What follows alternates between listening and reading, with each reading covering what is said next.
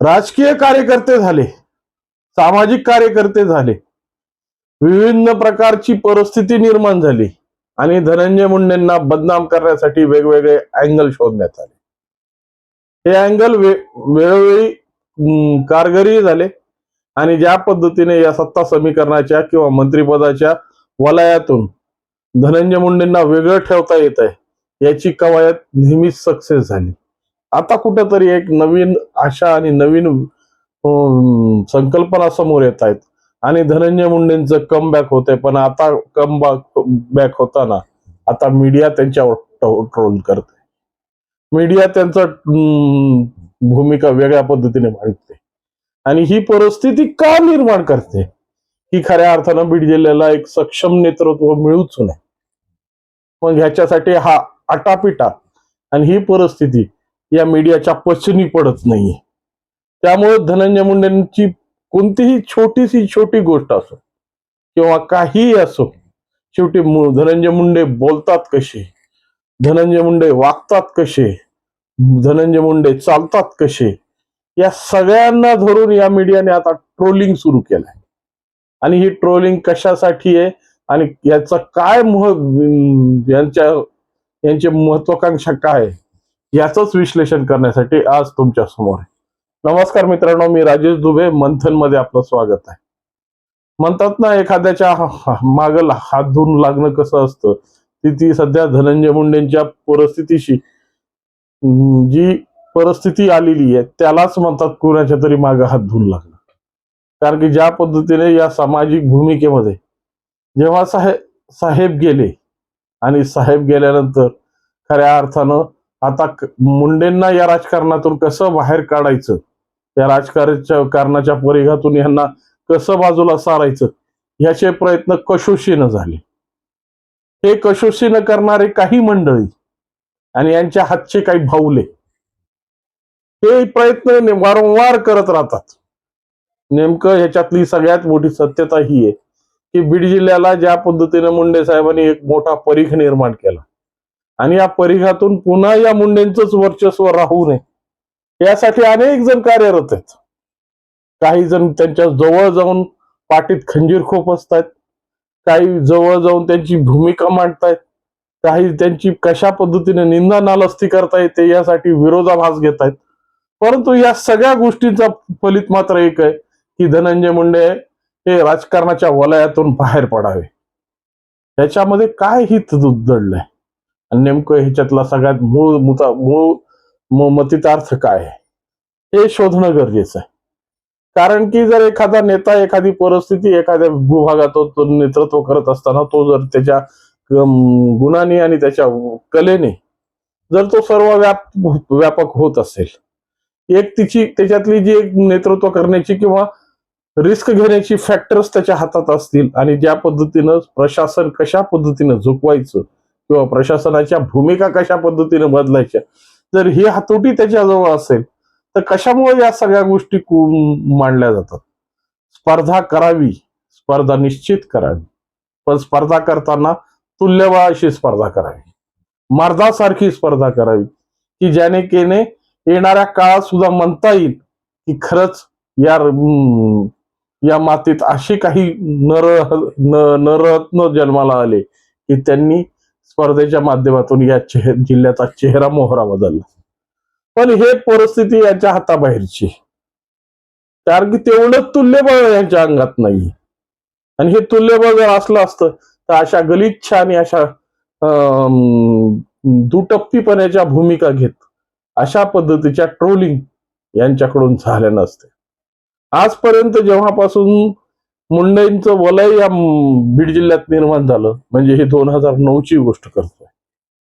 2009 मध्ये ज्या पद्धतीची परिस्थिती झाली, साहेब पहिल्यांदा लोकसभेसाठी आपलं प्रतिनिधित्व पुढे आलं, तेव्हापासून ह्या सगळ्या गोष्टी निर्माण करण्यात आल्या. ज्यांना साहेबांनी घडवलं, साहेबांनी ज्यांना राजकारणाची गणित पुनर्स्थापित करून दिली, त्यांनी सुद्धा साहेबांसोबत गद्दाऱ्या केल्या आणि स्वतःची अस्तित्व निर्माण करण्यासाठी वेगळ्या चुली मांडण्याचा प्रयत्न केला. पण कसं असतं, त्यासाठी आकार उकार आणि सगळ्या भूमिका जवळ लागतात. फक्त एखाद्या काही संस्था काही भूमिका, काही विशिष्ट अशा आपले गुणधर्म हे मांडून तुम्ही तुमच्या पुरतं मर्यादित एक सत्ता समीकरण तयार करू शकता. पण व्यापक भूमिका घेण्यासाठी अंगात तेवढीच ऊर्जा लागते, तेवढं समीकरण लागतं आणि त्या पद्धतीचा परीघ लागतो. मात्र हे काही नसतानाही काही जण खूप प्रयत्न करू या साहेबांच्या विरोधात वेगवेगळ्या पद्धतीचे षडयंत्र करण्यात आले. जिल्ह्यातच साहेबांना कोंडण्याचा प्रयत्न करण्यात आला अनेक पद्धतीनं परिस्थिती. परंतु कसं असतं की जेव्हा सगळ्यांची साथ सुटते तेव्हा परमेश्वराची साथ त्याला मिळते, आणि परमेश्वर म्हणजे ही जनता. जनतेने ज्या पद्धतीनं साहेबांची भूमिका डोक्यात घेतली आणि साहेबांना खऱ्या अर्थानं या सगळ्या षडयंत्रातून बाजूला काढून त्यांचा विजय रथ हा कायमस्वरूपी आणि बालेकिल्ला कायमस्वरूपी मजबूत ठेवला. त्याच पद्धतीची परिस्थिती आज धनंजय मुंडेंवर आलेली. धनंजय मुंडेंवर अशा पद्धतीच्या गंभीर कशा पद्धतीनं त्यांना या भूमिकेत अडकवायचं, त्यांची प्रतिमा ही गुन्हेगारी आहे अशी सिद्ध करायची आणि गुन्हेगारी वृत्तीची हीच परिस्थिती कायम त्यांच्या कपाळी मारून खऱ्या अर्थानं राजकारणाच्या परिघातून त्यांना बाहेर करायचं. आता वास्तविक स्वरूपात 2-3 गोष्टी प्रामुख्याने पटलावर आल्या. ज्या पद्धतीनं त्यांनी भावनिक बोलत असताना परा दिवशी एक आमचं वजन कमी झालं. वजन खऱ्या अर्थानं कशामुळे कमी झालंय आणि कशी परिस्थिती झाली हे सगळ्यांनाच माहिती आहे. परंतु त्यांनी ज्या भावनिक त्याच्यातून जी काही भूमिका मांडली आणि त्यांनी आता ज्या परिस्थितीत त्यांनी स्वतःची परिस्थिती मजबूत करण्यासाठी ज्या भूमिका मांडल्या आणि जिम लावण्याचा प्रयत्न केला, तिथं ही ट्रोलिंग. म्हणजे आता या ट्रोलिंगला मीडिया नेमकं काय भूमिका मांडते? आणि डीपीडीसीच्या बैठकीनंतर ज्या पद्धतीने सुनीत्रा वहिनींनी जी पत्रकार परिषद घेतली आणि त्या पत्रकार परिषदेच्या माध्यमातून जेव्हा सुनीत्रा वहिनींच्या समोरचे अनेक सगळे प्रश्न आता आटोपते घ्यायचेत म्हणून धनंजय मुंडेंकडे जे संकेतात्मक त्यांनी बघितलं आणि त्याच्यानंतर पत्रकारांना त्यांनी बस असं सांगितलं. कदाचित त्या पत्रकाराचा जास्त लढा असेल, त्या पत्रकाराची जास्त भूमिका असेल, त्यामुळे त्याच्या नावासहित धनंजय मुंडेंनी उच्चार केला बस आता. परंतु याचाही सुद्धा भांडवल करून मीडियावर अशा पद्धतीने मांडण्यात आलं की जणू धनंजय मुंडे हे गुंडगिरी आणि दहशतगिरीच्या वातावरणातच आपल्या भूमिका मांडत आहेत. खऱ्या अर्थानं या सगळ्या पातकाचं फेडणार कुठं? कारण की ज्यांना तुम्हाला समोर आणायचंय, ज्यांना तुम्हाला नेतृत्व सोपवायचंय, ज्यांना तुम्हाला पुढे आणण्याची इच्छा आहे, ते स्वतःच्या आविर्भावामध्ये इतके लिप्त आहेत की ते सामाजिक परिस्थितीशी कधीही पूरक ठरणार नाहीत. त्यामुळं तुम्ही ज्या गोष्टींची वकिली करण्यासाठी तुम्ही पुढे येत आहेत ना, ज्या परिस्थित्या तुम्ही मांडून त्यांना एक सेफ कॉर्नर तयार करण्याचा प्रयत्न करत आहेत ना, ते सेफ कॉर्नर कधीही यशस्वी होणार नाही. कारण की तेवढे मुत्सद्दीपणा आणि तेवढं दूरदृष्टी भूमिका त्यांची लागते. भले या सत्ता समीकरणामध्ये किंवा सामाजिक परिस्थितीमध्ये काहीही नसताना सुद्धा आजही ज्या पद्धतीची भूमिका धनंजय मुंडे घेऊ शकतात, त्या पद्धतीची भूमिका दुसऱ्यांच्या नशिबी का नाही? का परिस्थिती तशा पद्धतीने मांडण्यात आलेली नाही? याची ही परिस्थिती निश्चितपणे आत्मविलोकन करणं गरजेचं आहे, आत्मसाक्षात्कार करणं गरजेचं आहे. कारण की फक्त वलय तयार करून राजकारण होत नाही, त्याला परीघ तेवढा डीप पाहिजे, तेवढा तो तळापर्यंत पोहोचलेला पाहिजे. आणि या सगळ्या गोष्टी ज्या कार्यकर्त्याच्या अंगात येतात, ज्याच्या संघर्ष नशिबाला येतो, तोच या सगळ्या संघर्षातून बाहेर पडण्याची ही धमक दाखवू शकतो.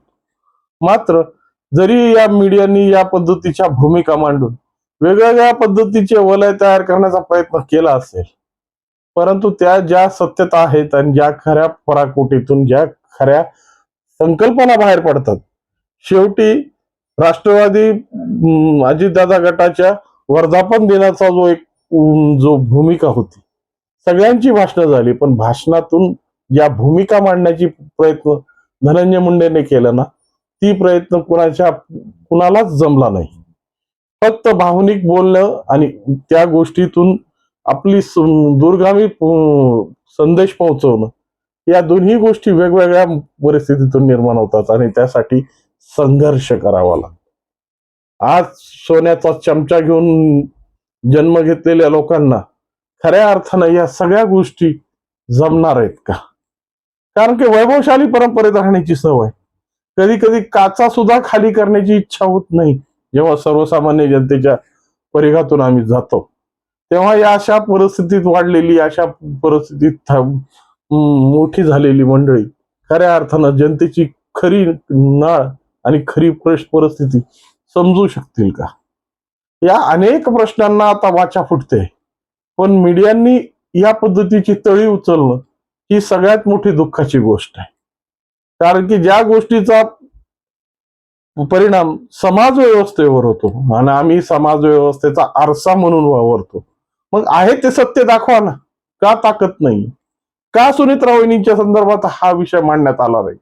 जेव्हा सुनेत्रा वहिनींनी ज्या पद्धतीनं धनंजय मुंडेंकडे बघितलं, ते सगळे दृष्टिक्षेप तुमच्या कॅमेऱ्यात सुद्धा टिपले गेलेले असतील. तुमच्या कॅमेऱ्यांनी तीही गोष्ट टिपली, परंतु ते बोलण्याची ताकद आणि ती बोलण्याची मुभा तुमच्याकडे आहे का? हाच प्रश्न निर्माण होतो.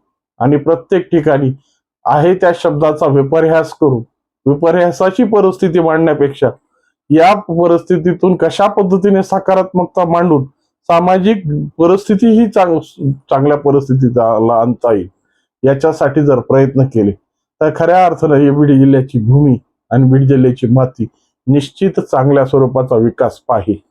परंतु अशा पद्धतीची जर कुरघोड्या, अशा पद्धतीच्या दुसऱ्याच्या खांद्यावर बंदुका ठेवून गोळ्या जर मारण्याचा प्रयत्न केला तर एक दिवस तरी तुमचा हात आणि तुमची परिस्थिती 100% जनतेच्या लक्षात येईल. आणि तुम्ही ज्या पद्धतीची प्रयत्न करून स्वतःचं वलय निर्माण करतायत ना, त्या वलयाला पेलण्याची सुद्धा ताकद निर्माण करणं गरजेचं आहे. त्यामुळं फक्त ट्रोलबाजी आणि हस्तक मिळून सामाजिक परिस्थितीमध्ये मस्तक होता येत नसतं. त्यासाठी मस्तक होण्यासाठी तळापासून झिजवून आपली परिस्थिती जनतेच्या अनुकूल आहे ही मांडण्याची परिस्थिती जर तुमच्यात धमक असेल तर 100% देवही तुम्हाला साथ देईल आणि जनताही साथ देईल. परंतु या सगळ्या गोष्टी तुमच्या परिघाच्या बाहेर आहेत. कारण की ज्या परिस्थित्या तुम्हाला कधी माहीतच नाहीये, तुम्हाला ज्या परिस्थितीतून तुम्हाला सामाजिक विकास काय असतो, सामाजिक परिस्थिती काय असते आणि ह्याची आडवा आणि त्याची जिरवा, याच परिस्थितीमध्ये तुमचं आयुष्य हे सगळं निघून गेलं. त्यामुळं खऱ्या अर्थानं सामाजिक परिस्थिती आणि विकास हा तुमच्या हाताबाहेर आहे. त्यामुळं आहे त्या परिस्थितीमध्ये आपलं राजकीय अस्तित्व आणि आपली परिस्थिती जपून सामाजिक विकास कसा करता येईल याचे धडे जर गिरवले तर सर्वसामान्य माणसाच्या जीवावर खूप मोठे उपकार होतील आणि बीड जिल्ह्याच्या विकासाला कुठेही खोडा बसणार नाही. उलट यापेक्षाही अधिक तीव्रतेने आणि अधिक स्पर्धेने हा बीड जिल्हा पुढे जाईल. पण त्यासाठी भरभक्कम परिस्थिती पाहिजे. परंतु ही परिस्थिती मांडण्याची ताकद आपल्यात आहे का याची तपासणी करणं गरजेचं आहे. त्यामुळं या संदर्भात तुम्हाला काय वाटतं? ही जी परिस्थिती मांडली जाते ती वास्तविक स्वरूपात पटलाला धरू नये का? आणि या पद्धतीची ट्रोलबाजी करून खऱ्या अर्थानं चांगल्या माणसं म्हणजे एक उभरतं नेतृत्व तुम्ही जिरू शकता का? या सगळ्या प्रश्नांची उत्तरं जर तुम्हाला सापडली असती तर निश्चित कॉमेंटच्या माध्यमातून कळवा. आणि व्हिडिओ आवडला असेल तर लाईक, शेअर आणि सबस्क्राईब करायला विसरू नका. नमस्कार.